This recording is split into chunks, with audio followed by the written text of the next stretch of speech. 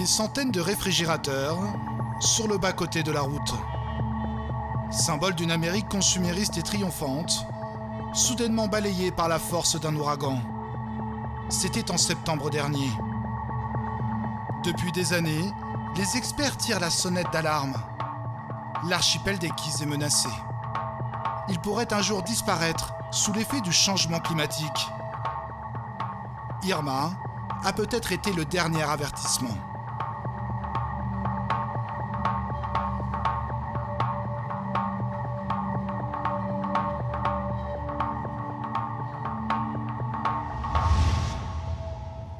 Salut Pelusa, salut Pandora.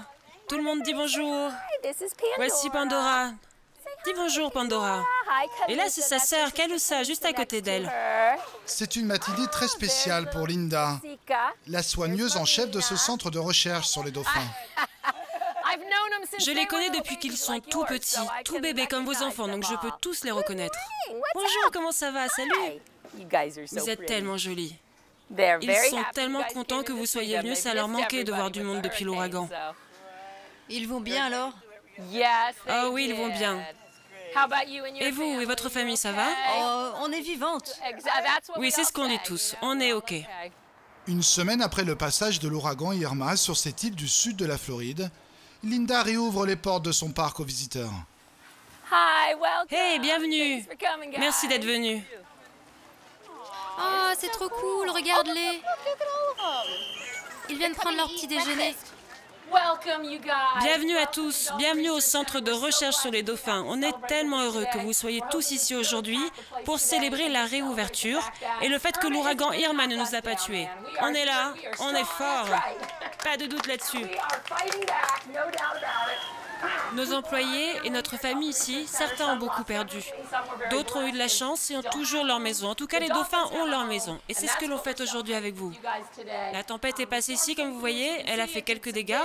Mais les dauphins, pendant l'ouragan, sont restés ensemble, en groupe, et se sont réfugiés sous l'eau. C'est l'endroit le plus sûr pour eux.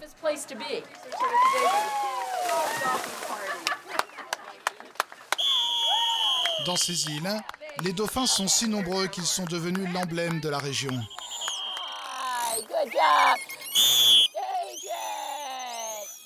Oh, ils vont faire la course, regardez!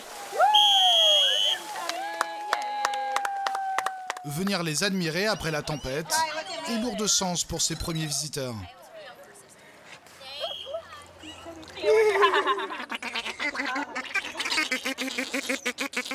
C'est ce dont tout le monde a besoin. Des sourires, des bons sentiments. N'est-ce pas?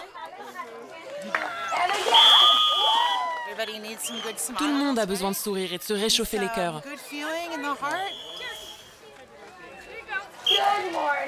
Tous sont venus vivre une journée festive pour oublier ce qu'ils ont perdu.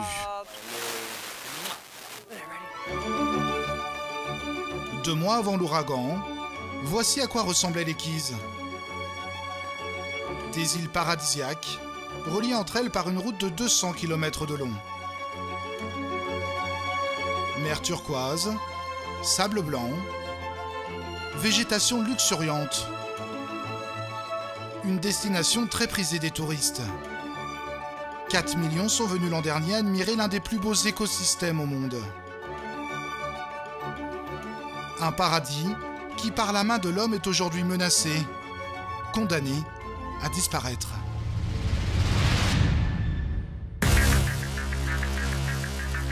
Le 10 septembre dernier, l'ouragan Irma se dirige sur les États-Unis.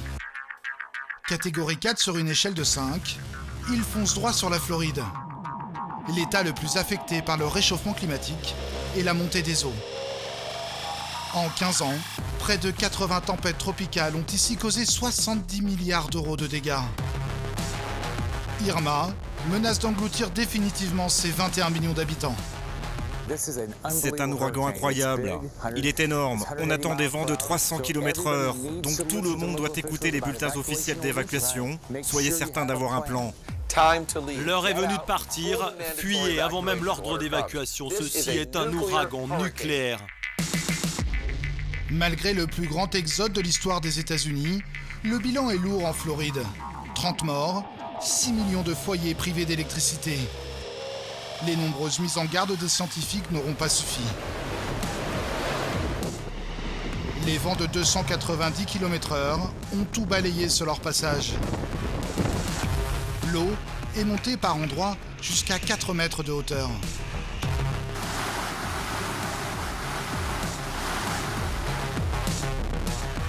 Nous sommes partis à la rencontre de ceux qui ont survécu à cette énième tempête. Certains sont restés malgré les dangers, d'autres s'apprêtent à partir, par choix, ou parce qu'ils n'ont plus rien. Les premiers réfugiés climatiques, partir ou rester, pour reconstruire, que faire?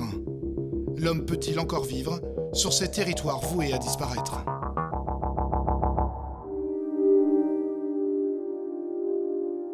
Après un exil forcé, les habitants des Keys reviennent pour la première fois chez eux. Oh my. Pendant la tempête, Lisa s'était réfugiée dans sa famille au Mississippi, loin de sa maison. La façade a été complètement détruite. On dirait qu'il y a des trous dans les murs et sur le toit. On dirait qu'il y a des affaires partout. Des choses de l'intérieur qui sont à l'extérieur. Wow. C'est la première fois que vous revoyez votre maison? Oui, on vient d'arriver il y a 5 minutes. Il y a eu un ordre d'évacuation, alors on a dû partir de la zone. Et là, ils viennent de nous laisser rentrer pour faire l'état des lieux. Vous pouvez voir la ligne des eaux sur le mur. Alors on dirait que tout le rez-de-chaussée a été inondé.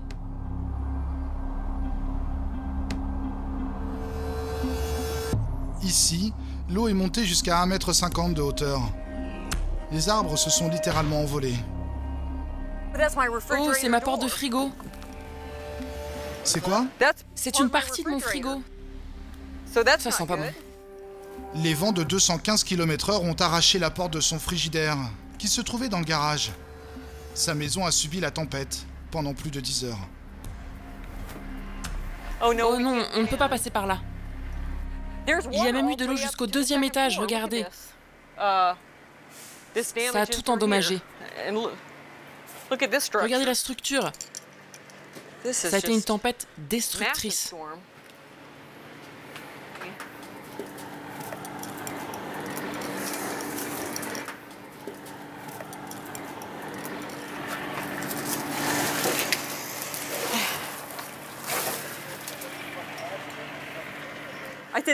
Là, je peux mettre mon bras à l'intérieur de ma maison. C'est pas vraiment bon. On doit s'attendre à des dégâts des eaux à l'intérieur. Avant de partir, Lisa et son mari avaient pris soin de protéger les portes avec ces panneaux en métal. Mais ils ne savent pas s'ils ont permis de préserver l'intérieur de leur maison. Excusez-moi. Pas de problème. Bon, c'est le moment de vérité. Oh, tout est parfait! Oui, enfin, attends de voir les chambres. Oh, il y a un trou ici. Il y a un trou dans le mur? C'est pas très grave. Oh. C'est pas si terrible, ça va. Oh, wow.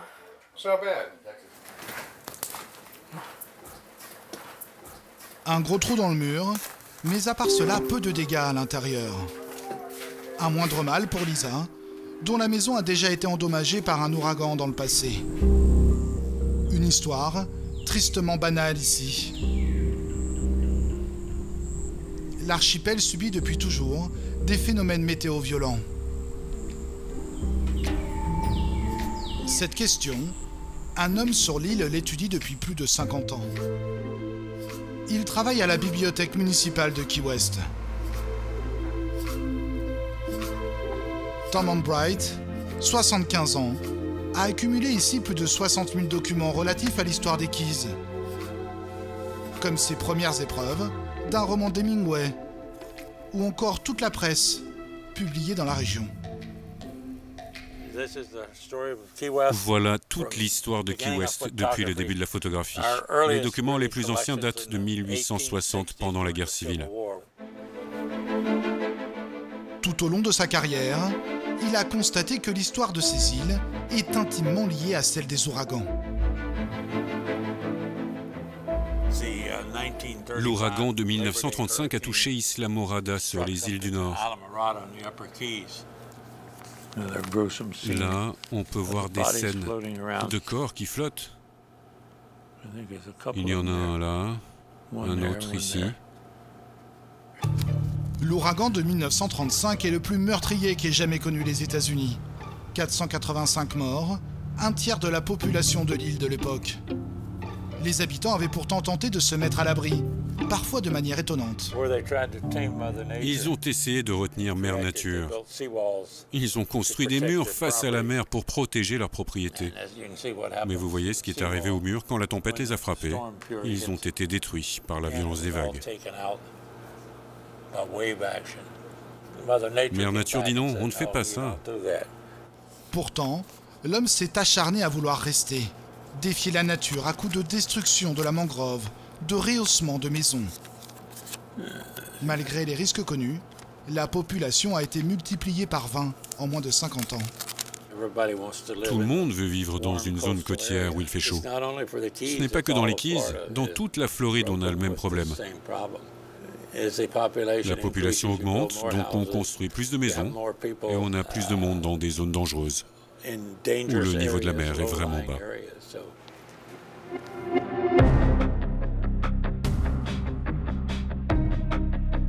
Cette situation est aujourd'hui de plus en plus dénoncée par de nombreux scientifiques, qui ont à de maintes reprises démontré que Miami et le sud de la Floride seraient sous l'eau dans un futur pas si lointain que cela.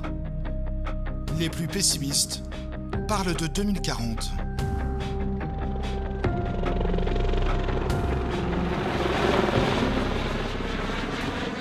Cela fait longtemps que Chris Berg dénonce cette situation. Ce scientifique originaire des Keys demande l'arrêt des constructions en zone inondable. Pour nous montrer l'ampleur du désastre, il nous invite à prendre de la hauteur. Partout, des constructions anarchiques, parfois en plein milieu de l'océan, sans tenir compte d'une réalité, le risque de tout perdre à chaque ouragan à cause de la montée des eaux. En moyenne, durant les derniers millénaires, on a constaté une toute petite montée du niveau de la mer. Le niveau a augmenté d'environ 22 cm en 150 ans. Mais ces 10 dernières années, le phénomène s'est accéléré. En 10 ans, l'eau est déjà montée de plus de 20 cm.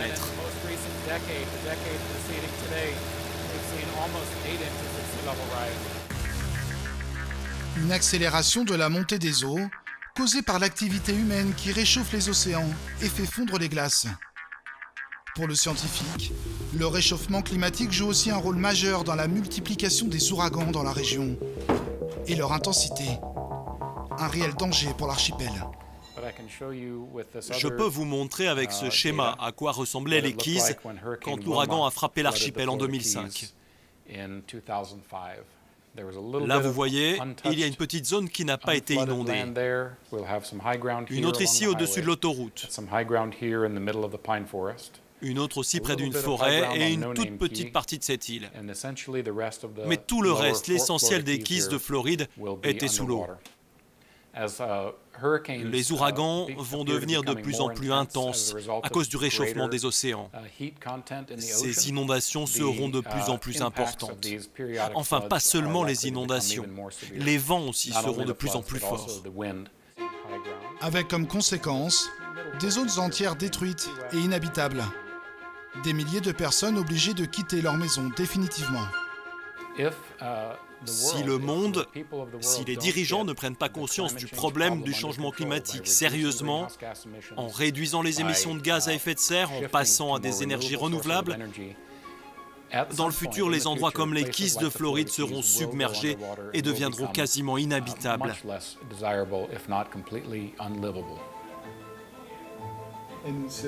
Dans un futur proche, selon vous ?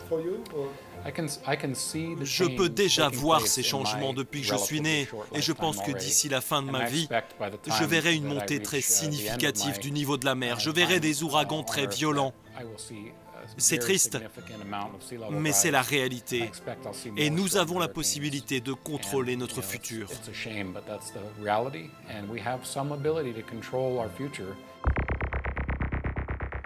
Malgré les études et les constats, Ces mises en garde de la communauté scientifique sont trop souvent mises de côté par l'État de Floride. Le gouverneur Rick Scott est l'un des plus fervents climato-sceptiques du pays. L'homme qui reconnaissait la puissance inédite de l'ouragan Irma. C'est une tempête meurtrière et l'État n'a jamais rien connu de tel. Est aussi celui qui a supprimé les subventions pour la protection de l'environnement. Il a même interdit de prononcer le terme réchauffement climatique dans les réunions officielles.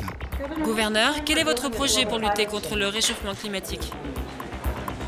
Gouverneur, quel est votre projet sur le réchauffement climatique? Aucun projet. Rick Scott est un proche du président Donald Trump, dont l'absence de conscience écologique n'est plus à démontrer. Obama n'arrête pas de parler de ce soi-disant réchauffement climatique. Non, c'est de l'intox tout ça. De l'intox. C'est pour faire de l'argent. Je pense que ça change un petit peu, oui. Un coup il fait froid, un coup il fait un peu plus chaud, comme ça l'a toujours été depuis des millions d'années. Ça s'appelle la météo. Il faut croire que le message finit par passer. Du moins, que nombreux sont ceux qui minimisent l'impact de ces variations. Aujourd'hui, 50 000 personnes vivent dans des zones classées inondables. Résultat, à chaque ouragan, c'est l'hécatombe. Ce lotissement de Summerland Keys a été entièrement construit sur la mangrove au même niveau que la mer. C'est ici que l'ouragan a été le plus ravageur. Cette grande maison turquoise était le paradis de Rick et Michelle depuis plus de 30 ans. C'est là qu'ils ont élevé leurs 3 enfants. Alors, qu'est-ce qu'on a là? Des décorations de Noël. Ce foyer, le couple ne l'a pas abandonné. Ils font partie de ceux qui n'ont pas voulu croire au danger de l'ouragan et qui ont bravé l'ordre d'évacuation. Avec leurs provisions, leurs kits de survie et leurs baignoires remplis d'eau potable, ils se pensaient à l'abri. On est resté dans ces 3 pièces-là. On avait anticipé. On se disait que c'était les pièces les plus sûres, car on venait de remplacer les portes-fenêtres par des vitres anti-ouragan capables de résister à des vents de 280 km/h. Normalement, c'est un gros avantage pour des gens qui sont coincés dans des ouragans, car si vous occultez vos fenêtres, vous ne pouvez rien voir de ce qui se passe. Nous, on avait cette chance de voir dehors, donc oui, on se sentait bien ici. Malheureusement, une fois les 3/4 de la tempête passée, un morceau du toit nous est tombé dessus. Il est alors 4 heures du matin ce dimanche 10 septembre. Une partie du toit s'effondre et l'œil de l'ouragan approche. Quand l'œil est arrivé, on se disait que le pire était passé. On s'est dit c'est bon, on va s'en sortir. Mais même pas 10 minutes après, les pluies torrentielles sont revenues. L'eau est entrée de partout, dans 4 ou 5 endroits différents.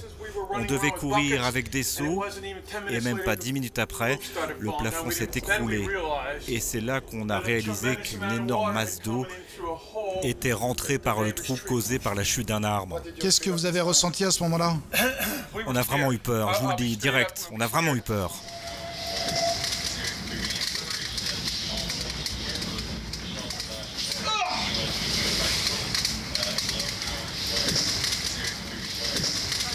Ça montait tellement vite que je me demandais à quel moment ça allait s'arrêter. Le vent, la pluie, le souffle. Ce son est dur à décrire, mais c'était constant. En quelques minutes, le canal devant leur maison déborde et la crue emporte tout sur son passage. Faites attention. Ça, c'était l'attache pour le bateau. Et voilà le canal. Maintenant, il a repris son niveau normal. C'est redescendu. Quand mon fils a pris la vidéo, on voit bien les trompes d'eau et on voit le plot qui disparaît. Ce n'était pas simplement des vagues, c'est toute l'eau du canal qui est montée. Là, c'est tout abîmé. L'eau est montée jusqu'à 1,50 m dans son garage, en quelques secondes. Avec des maisons construites sur des terrains exposés aux crues, les inondations n'ont laissé aucune chance à Michelle et sa famille. 90% des maisons aux Keys ont ainsi été inondées. Alors pour faire oublier les conséquences de ce petit problème de réchauffement climatique, le gouvernement et l'État de Floride préfèrent payer pour construire à l'identique. Plus de 80 millions d'euros débloqués à la suite de cet ouragan. À À chaque tempête, les autorités ont pris l'habitude de tout mettre en œuvre pour que la vie continue, les affaires reprennent et que les habitants restent. Partout dans l'archipel, ils ont installé des centres de distribution de vivres gratuits pour prendre soin des victimes. Chaque jour, des Américains viennent aussi bénévolement offrir leur aide. Dans ce luxueux 4x4 arrivent leurs plus généreuses donatrices. Je viens de dépenser $6 000 de couches et de lait pour bébé. J'ai besoin d'aide. Oh, c'est incroyable, j'arrive tout de suite. Aujourd'hui, on apporte des couches et du lait pour bébé. Hier, on a apporté des vêtements et des produits de toilette. On vient de Fort Lauderdale.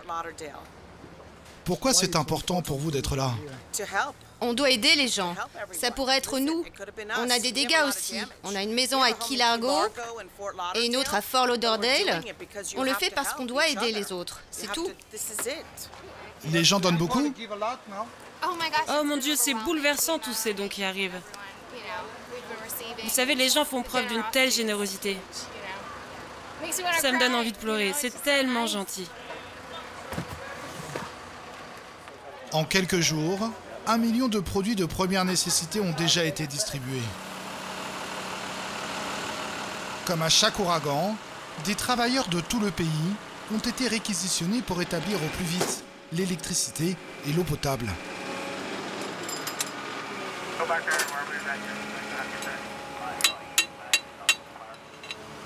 Ceux-là viennent du Texas. L'armée aussi met le paquet. Elle a recruté 1 millier d'ouvriers pour recouvrir les toits endommagés avec ces bâches bleues, capables de protéger les maisons pendant 6 mois. Là, c'est du 4x12.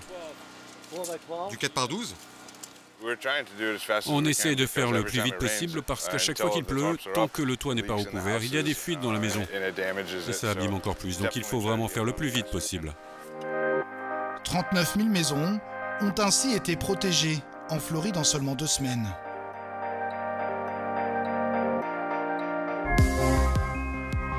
Toutes les demandes d'urgence pour l'archipel des Keys sont centralisées ici, au centre opérationnel du comté de Monroe. Médecins, pompiers, militaires, ingénieurs, ce sont tous des spécialistes de l'urgence, venus là encore de tous les États-Unis. Ok, alors là on n'a plus de générateurs disponibles pour l'instant, mais on va en recevoir en principe. Chaque personne ici a une mission précise dans notre dispositif. Par exemple, là on a les finances. Ils font en sorte que l'argent soit correctement distribué en fonction des différentes demandes. Et on garde une trace de tout.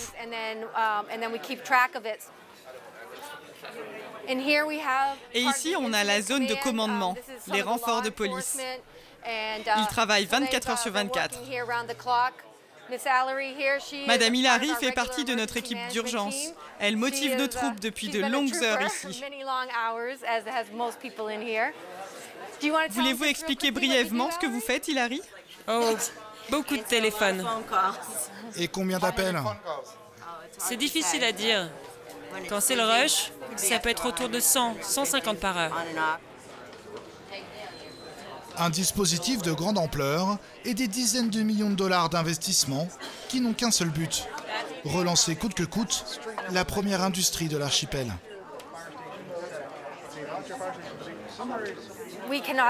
On ne peut pas survivre sans notre industrie du tourisme. C'est pourquoi il est très important pour nous de tout remettre dans l'ordre le plus vite possible. On travaille très dur pour aider tous les sinistrés à retrouver une maison dans les Keys, pour qu'ils retournent au travail. S'ils retournent travailler, ils font remarcher l'économie. C'est un cercle vertueux. On a besoin de nos travailleurs, mais eux ont besoin d'un endroit pour vivre. Derrière ces maisons de vacances luxueuses, ces hôtels ravagés, toute l'industrie du tourisme est au point mort. 55 000 travailleurs au total, et eux aussi ont tout perdu. Des serveurs, animateurs, hôteliers, qui vivent principalement dans des habitations fragiles comme des mobil-homes, des maisons flottantes ou encore des bateaux. Presque toutes ont été détruites par la violence des vents. 7000 personnes se sont retrouvées sans domicile. Des déplacés climatiques au cœur du pays le plus puissant du monde, mais qui croient encore que la vie est possible dans cet archipel.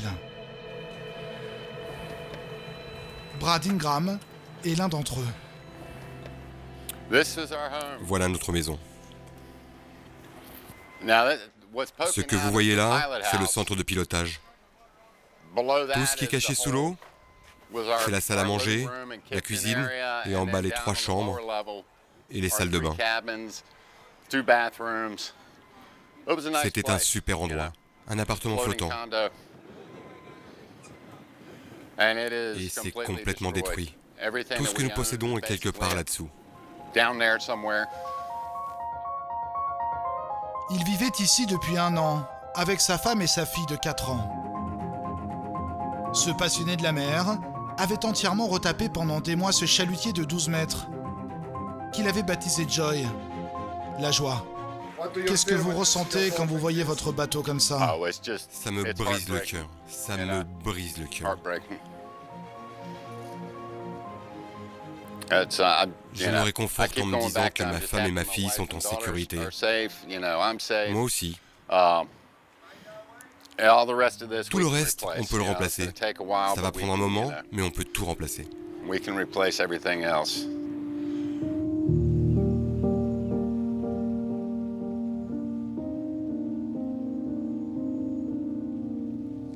Depuis 2 semaines, Brad et sa famille ont trouvé refuge dans ce lycée, transformé en abri par la Croix-Rouge.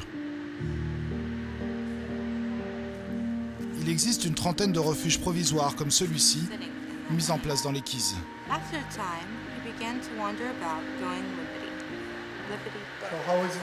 Comment est votre vie ici? Eh bien, c'est mieux que d'être dans la rue. Des lits confortables, on nous donne à manger 3 fois par jour, des affaires pour la petite, des gens super. La Croix-Rouge fait un super travail pour rendre les choses aussi confortables que possible vu les circonstances.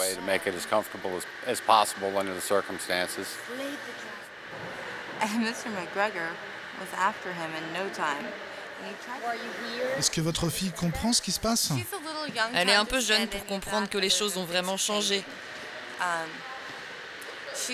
Elle vit au jour le jour, et nous on essaye de faire en sorte que ces journées se passent le mieux possible.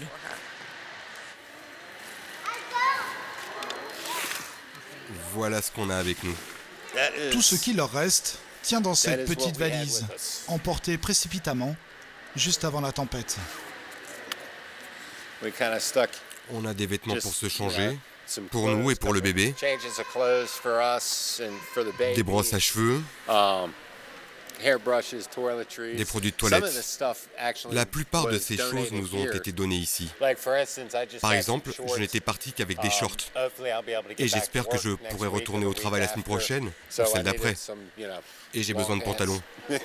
Tout ça, c'est des dons. Malgré la difficulté, Brad n'a aucun doute. Il va pouvoir revivre dans son bateau. Comme tous les habitants des Keys, il est habitué à croire en l'avenir. Un optimisme que l'État de Floride cultive à coups de millions. Il a embauché l'élite des ingénieurs pour aider les habitants des Keys à continuer à vivre ici, malgré les risques. Ionasis travaille à l'Université de Floride. Il est à la tête d'un programme de plus de 2 millions de dollars qui étudie l'impact des ouragans sur les habitations. Lui ne cherche pas à comprendre la cause de leur multiplication. Sa mission est de trouver un nouveau type de construction capable de leur résister.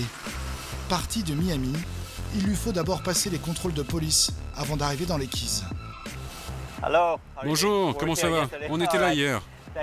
Merci. Seuls les résidents et les travailleurs sont autorisés à passer pour éviter les pillages. Son terrain de recherche se trouve à Big Pine Key, la ville la plus touchée des Keys. 530 maisons ont été totalement détruites. C'est un quartier résidentiel typique de cette région. Là, vous voyez, les maisons sont toutes plus ou moins toutes construites de la même manière. Les gens connaissent bien la violence des ouragans igne.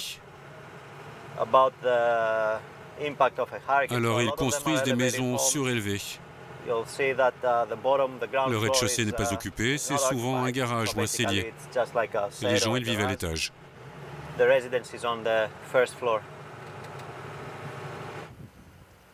Les maisons surélevées ont permis d'éviter les inondations, mais les vents ont tout ravagé.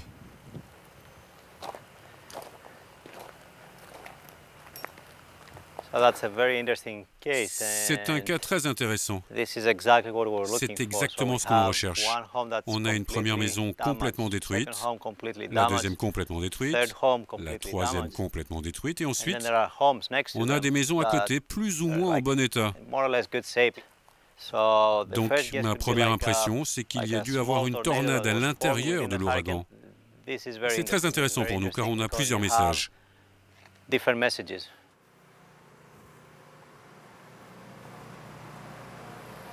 Bonjour, on est de l'université. On fait des recherches sur les dommages, on prend des photos et on cherche à savoir ce qui s'est passé. Vous avez eu des dégâts sur le toit ou les fenêtres? Non, ça a l'air d'aller. Ok.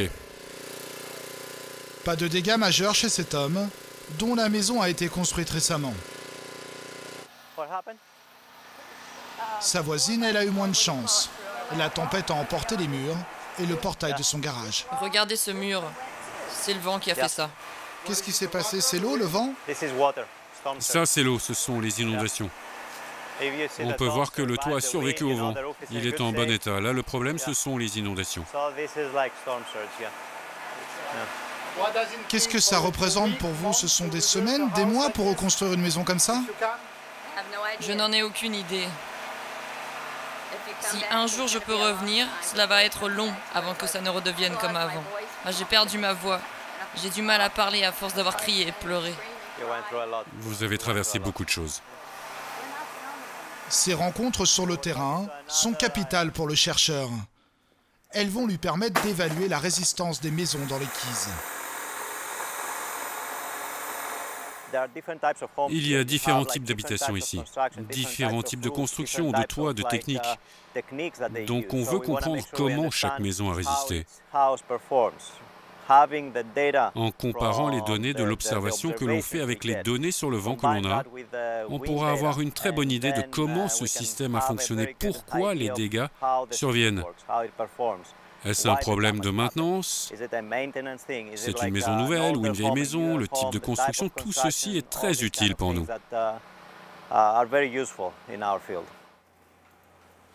Grâce à ses études de terrain, Ioannis va pouvoir tester les différents types d'habitations qu'il a croisées ici, celles qui ont tenu et celles qui sont détruites. Et pour ces tests-là encore, les États-Unis n'ont pas lésiné sur les moyens. Le Wall of Wind, en français le mur du vent, est unique au monde. Avec ses 12 ventilateurs, la machine est capable de simuler des vents égaux à 240 km/h, comparables à ceux d'un ouragan comme Irma. Nous y retrouvons Ioannis et un de ses collègues.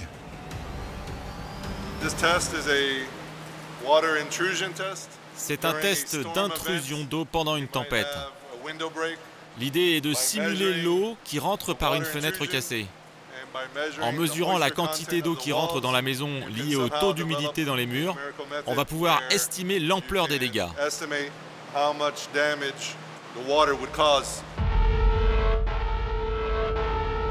Une fois les ventilateurs géants enclenchés et les litres d'eau dispersés, on a l'impression qu'une tempête tropicale s'abat, de plus en plus forte.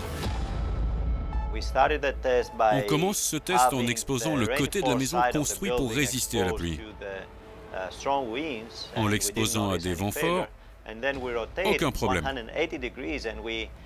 Mais quand on tourne la maison de 180 degrés et que le côté construit avec des matériaux classiques est percuté par des vents de 290 km/h, on le voit bien, c'est un désastre, un vrai désastre. C'est une bonne démonstration pour montrer les différences entre les maisons aux normes de construction très élevées et des maisons plus vieilles, comme celles que l'on a pu observer dans les Keys après Irma. Ces travaux ont déjà prouvé par exemple que les toits métalliques sont les plus résistants. Mais les constructions, même les plus solides, pourront-elles tenir le choc face à des phénomènes climatiques extrêmes? Aujourd'hui, on sait exactement ce qui se passe jusqu'à une certaine puissance de vent. Mais au-delà de 240 km/h, c'est une force tellement importante qui s'abat sur le toit et sur toute l'infrastructure des habitations que même si le bâtiment est construit avec des normes élevées, on doit s'attendre à de gros dégâts. Donc, on est forcément inquiet pour le futur.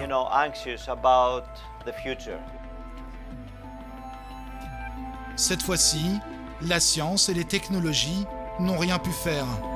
Irma a été la plus forte. Ceux d'hier, qui ont bravé l'ouragan, sont ceux qui aujourd'hui doivent partir et tout abandonner. Ça reste. Ça ne vient pas avec moi.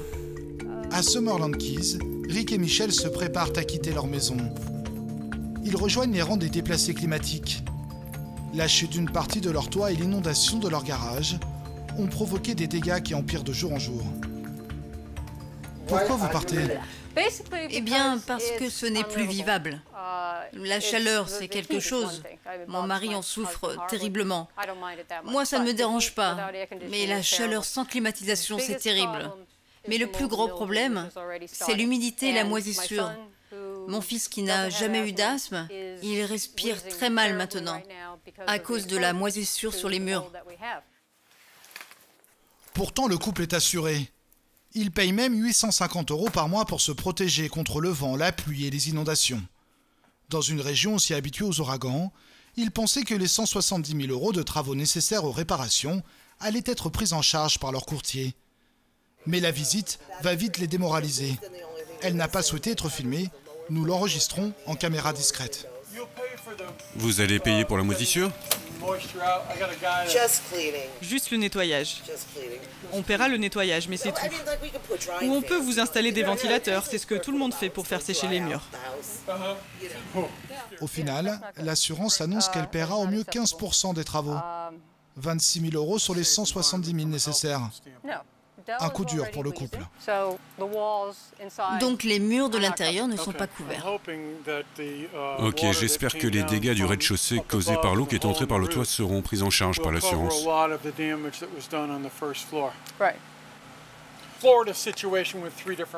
En Floride, il y a 3 types de couvertures, une pour le vent, une pour les inondations et une autre pour le feu. Et la responsabilité civile. On a appelé la dernière, mais pour un ouragan, ils ne sont responsables de rien. L'ouragan est exclu. Ça veut dire que vous payez une assurance pour rien? À peu près, oui. Mais en même temps, si vous voulez un prêt, la banque vous demande une assurance. Sans aide ni solution, ils ne savent pas quand ils pourront commencer leurs travaux, ni même s'ils arriveront à sauver leur maison. Le lendemain, c'est l'heure du départ. Celui-là reste et celui-là part. Ils vont prendre la route vers le Connecticut, à 2500 km de chez eux, où une partie de leur famille va les héberger. Bon, je crois que c'est tout, pour l'instant. Leur fils est chargé de vider la maison pendant leur absence, pour préserver leurs affaires de l'humidité. Ok, mon fils. C'est bientôt fini.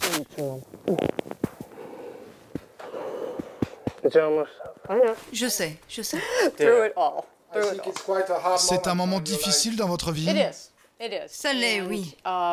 Je ne vais pas le voir pendant un moment, parce qu'il va travailler sur le projet de reconstruction ici. Donc, tu viendras à Thanksgiving? Oui, à Thanksgiving et pour Noël. Ok. Je suis le chef de chantier. Je pars quand je veux. C'est bien. Rappelle-toi, hein, n'oublie pas le masque. Le masque, surtout pour le sous-sol.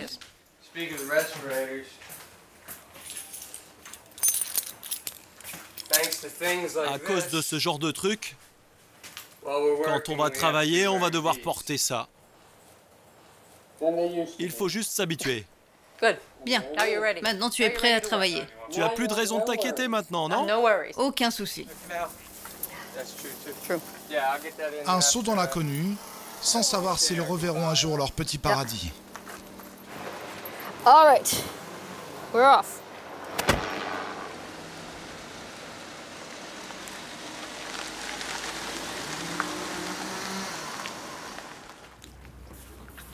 Brad, l'amoureux de la mer, quant à lui, a perdu tout espoir. Il ne revivra plus jamais dans cette marina. C'était l'un de nos endroits préférés pour manger. On venait prendre le petit déjeuner et le déjeuner tout le temps. C'est une sorte de souvenir de la vie que l'on avait avant. Un mois après l'ouragan, les nouvelles ne sont pas bonnes. Le refuge de la Croix-Rouge a fermé ses portes. Depuis, il occupe une chambre dans un motel de bord de route. Sa femme a préféré partir avec leur fille à Charleston, à plus de 1000 km de là, chez des amis. On affronte plusieurs gros problèmes financiers. On va devoir déménager. On ne peut plus vivre ici. Il n'y a plus de maison abordable pour nous. Notre bateau est cassé et on ne va pas pouvoir le réparer pour en refaire une maison. La loi oblige Brad à sortir son épave de l'eau. Coût de l'opération, 3 500 €. Pour s'en débarrasser, il a dû mettre en vente son bateau à un prix dérisoire. Et il y a quelques jours, ce responsable marketing d'une entreprise de tourisme a appris une autre mauvaise nouvelle. Le département pour lequel je travaillais a décidé de fermer. Donc, on est sans domicile fixe et au chômage. Je n'aime pas dire ça, mais la réalité, c'est qu'on est des SDF et au chômage. À cause d'Irma? Tout ça à cause d'Irma. Tout ça à cause d'Irma. SDF et au chômage à cause d'Irma. En tout, il serait 10 000 personnes à avoir quitté l'archipel depuis l'ouragan. Les autres, la grande majorité, ont décidé de rester malgré les destructions et les prédictions alarmistes des scientifiques. Un pari sur l'avenir. Si la prochaine tempête pourrait bien leur être fatale, leur vie est ici. Pour la plupart, ils n'ont connu que ce bout de terre depuis leur naissance. Partir, Manuel Cartel ne s'est même pas posé la question. Il est pêcheur de langoustes de père en fils depuis 43 ans.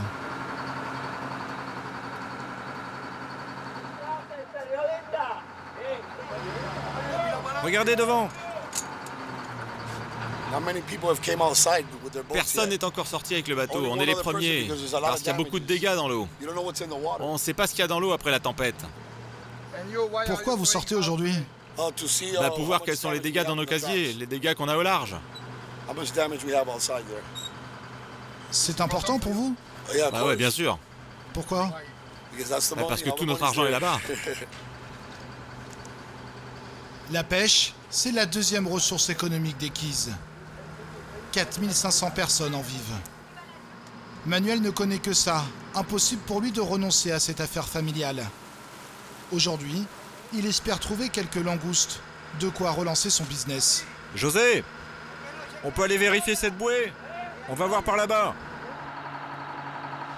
Problème, les casiers ont été éparpillés par la force de l'ouragan. Après une demi-heure de recherche, il arrive à trouver une de ces lignes. Tout est emmêlé. Les lignes en dessous de l'eau sont toutes emmêlées. D'ordinaire, Manuel remonte au moins 50 langoustes par casier.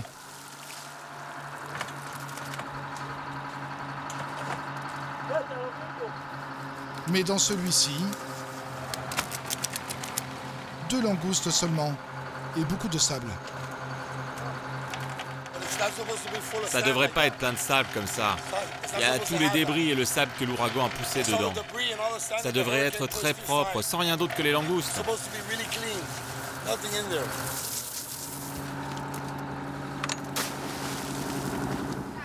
Combien de langoustes vous avez attrapé aujourd'hui?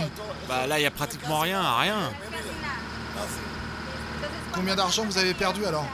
Oula! Beaucoup? Comment vous dire, au moins 3 à 4 000 $. 3 ou 4 000 par jour? Ouais, par jour, ouais. Soit plus de 100 000 € de pertes depuis le passage d'Irma. Pour Manuel et tous les pêcheurs de langoustes, les 2 mois les plus importants de la saison sont perdus. En tout, 100 000 casiers ont disparu. 80% de la production des Keys est partie à l'eau. Ça va prendre du temps pour que tout redevienne normal. Au moins plusieurs mois. Pour l'instant, plus personne ne vient ici. Nous, on vit grâce aux touristes. Les Keys, c'est que du tourisme. Mais plus personne ne va vouloir venir maintenant que tout est dévasté. Sans le retour des touristes, Manuel et tous les pêcheurs de l'île risquent de rester à quai, faute de travail. Pour l'instant, tout est fermé. Les restaurants, les hôtels faute de touristes. Sans eux, pas de business et surtout pas d'argent. Alors pour les faire revenir le plus vite possible, le maire a organisé un gros coup de com'. C'était 2 semaines seulement après la tempête. Alors que les maisons sont encore à terre, il a fait revenir un premier bateau de croisière sous l'œil des caméras. Et c'est lui-même, chemise à fleurs et grand sourire, qui a accueilli les premiers touristes. Merci d'être venu. Quel plaisir de vous voir passer une bonne journée. Je suis super contente d'être ici. On est une économie basée sur le tourisme, donc on a besoin que nos visiteurs reviennent. C'est notre première économie. Il faut qu'ils viennent voir nos merveilleux paysages, nos villes, notre architecture.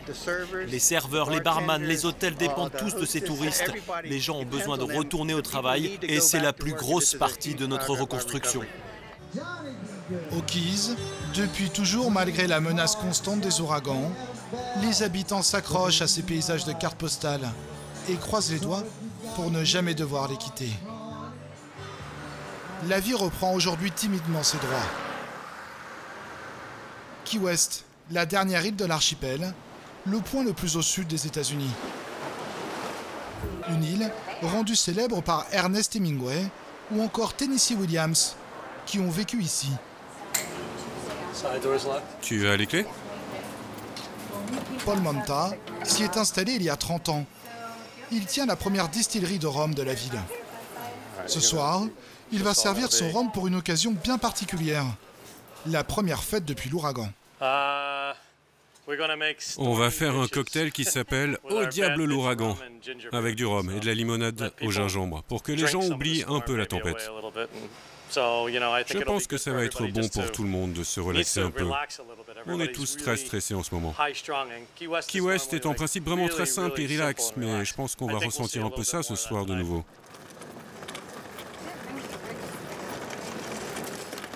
Direction Mallory Square, la place emblématique de Key West.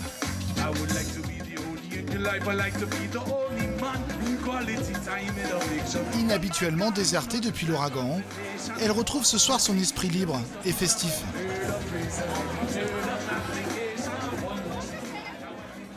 On veut être tous ensemble ce soir pour dire qu'on a survécu à la tempête.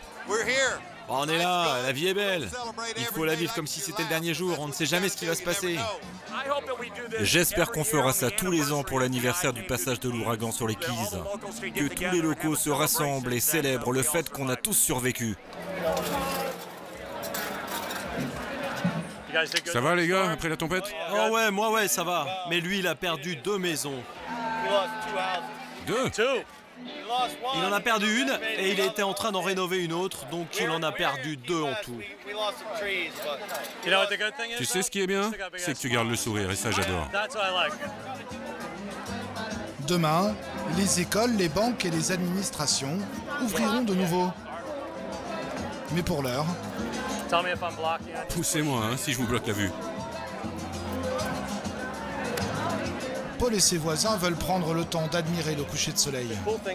Ce qui est cool, c'est que d'habitude, il n'y a que des touristes qui viennent s'asseoir ici avec leur appareil photo. C'est la première fois que je ne vois que des locaux prendre des photos du coucher de soleil. La plupart ne sont jamais venus parce qu'ils travaillent à ces heures-ci, donc ça crée quelque chose de vraiment spécial. Et comme pour conjurer le sort... C'est parti! Le drapeau des gardes-côtes qui indiquait la tempête est brûlé. Même les chiens aboient. Cette île est une survivante depuis 185 ans. On est des survivants ici. Peu importe ce qui arrive. On reconstruit d'une manière ou d'une autre. Mais la façon dont on survit, c'est avec les autres. Les gens cèdent. Si j'ai quelque chose aujourd'hui, je vais le donner à quelqu'un d'autre. Quand j'ai eu besoin de quelque chose l'autre jour, un mec s'est arrêté, il m'a dit « Vous essayez de couper l'arbre? Vous êtes tout seul ?» Il s'est arrêté, il m'a aidé. Je ne le connaissais même pas. Ce soir, les habitants des Keys assisteront unis à ce coucher de soleil qui fait la réputation de l'archipel. Un archipel qu'ils ont décidé de ne pas quitter, ils resteront malgré les avertissements. Combien de temps pourront-ils encore tenir ?